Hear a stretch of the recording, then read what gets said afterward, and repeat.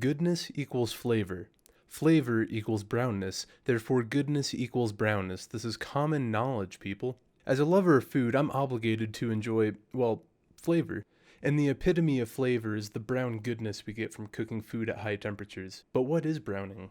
Well, to put it simply, browning occurs when food is cooked at a high temperature, causing whatever is being cooked to drop a few shades in color and develop a crust. But what is the process being applied here?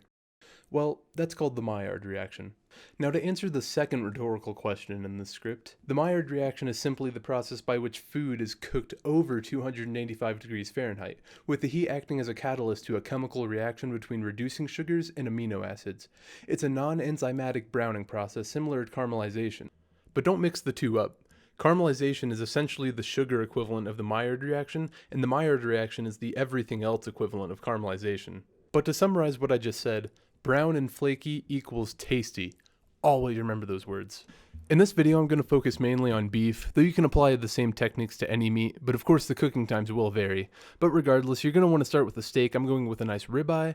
Just like in politics, there's a stark and steadfast divide between those who leave steak out for a while before cooking and those who cook straight out of the fridge. For me personally, it depends on how I feel that day. If I'm feeling especially lazy, I'll take it out of the fridge and cut it into thin strips and cook it up real fast. If I'm feeling a little zesty that day, I'll set it out, and I'm feeling zesty today, so let's do it. Believe it or not, there is a specific way to leave meat out to warm up that encourages flavor, moisture, and browning.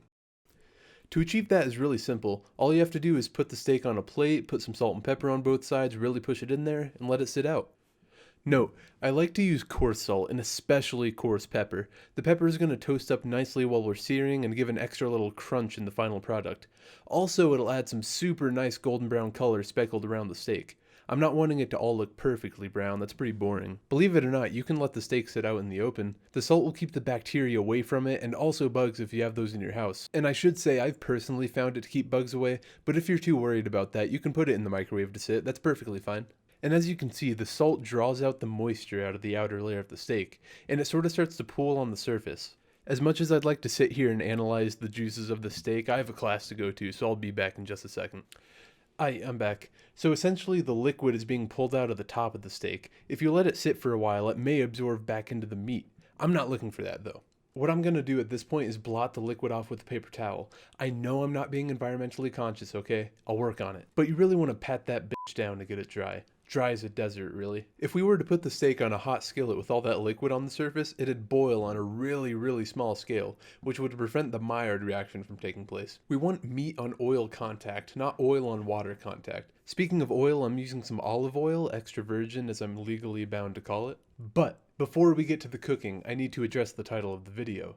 Spit on my hot take as much as you want, but I truly don't believe that gas is the most effective way to sear meat, despite the high society celebrity chefs and pre-learning curve cooks that would like to argue against it. But before you bash me, let me explain myself.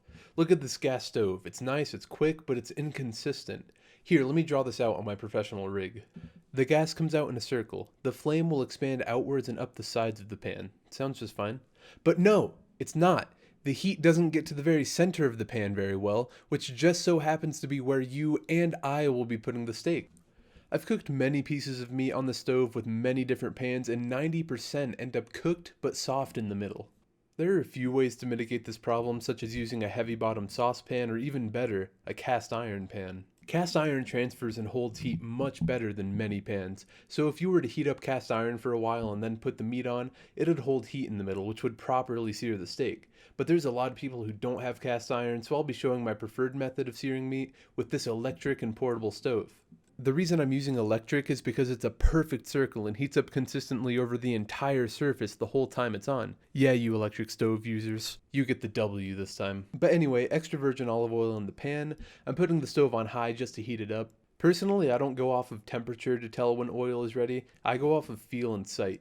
Notice when I pour the oil in the pan, it's thick and moves around slowly. Keep that in mind as you watch it heat up, because as the temperature gets through the pan to the oil, it will loosen the oil and you'll see it flow around a lot faster than before. Think of butter. It's solid until melted. Same goes here, except it doesn't change form, just viscosity. But oil does a very special thing when it's thoroughly heated. It does a really weird thing. I don't know what to call it or how to describe it. I think people call it shimmering, I'm not sure though, but when you see weird shadows, then you're ready. Now I'm just gonna dip my ribeye's toes in the water just to check, and oh, yep, that's hot. Now let's lay that in and get it in its final resting place. I just want to preface that 99% of people who pan-sear steak put garlic and thyme on it. You know I'm right. All of them do it. But I'm a meat purist, so I'm gonna let it cook on its lonesome with some olive oil and eventually butter. But anyway, you'll hear some chefs saying not to move the steak until it's ready to flip, because that will ruin the sear. But I don't really see the merit in that. You'll see me lift it up a few times over the course of cooking just to take a peek and see if it's ready, and it came out beautiful. So as long as it doesn't stick, take as many peeks as you need to, sweet cheeks. I especially advocate for this because I don't like to cook based on time.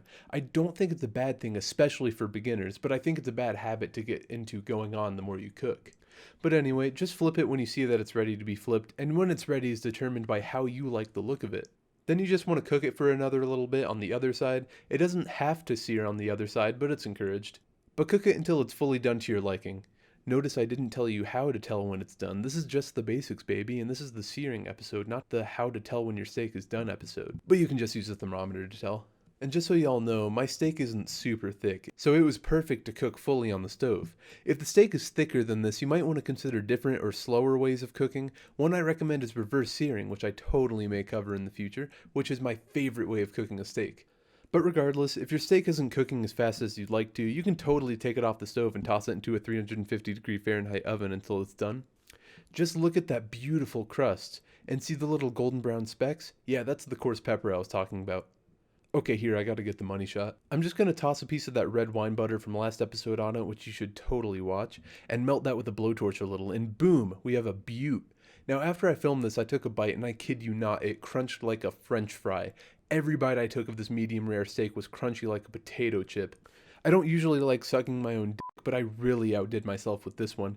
And that butter on top, oh my god, that was tasty.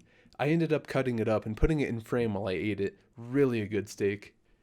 And here, as a little bonus, I'm gonna ruin what you know about ground beef. If your parents or guardians made anything with ground beef growing up, then there is statistically a 99% chance you have been eating boiled ground beef. Here, let me show you. So we're just gonna watch the sun ruin my shot as the pan warms up. I'm using 80% lean, 20% fat ground beef, and you just want to toss that in when it's halfway done heating. We want it on a relatively high heat, but not ripping hot. And while it's cooking, you just want to toss it around and break it up a little bit. Now you'll notice that the meat is releasing a lot of liquid, and at this point, when it's completely brown, is when people generally take it out and strain it. But check this out, we're going to keep cooking, and you'll notice a lot of steam is coming off the beef. This shows us that there's much more water content, and it's all evaporating. But just for comparison's sake, I'm going to take some out now to compare color at the end. Look how much liquid is in the pan. Now keep that in mind. So we're going to keep cooking that, and you'll notice that it starts to make less noise after a little while. This is when you want to start jostling it around again. Oh, jostling's a really weird word. And you'll notice it starts popping and frying. This is perfect. Keep it going and you'll notice 90% of what you thought was fat is now gone. That's because it's mostly water.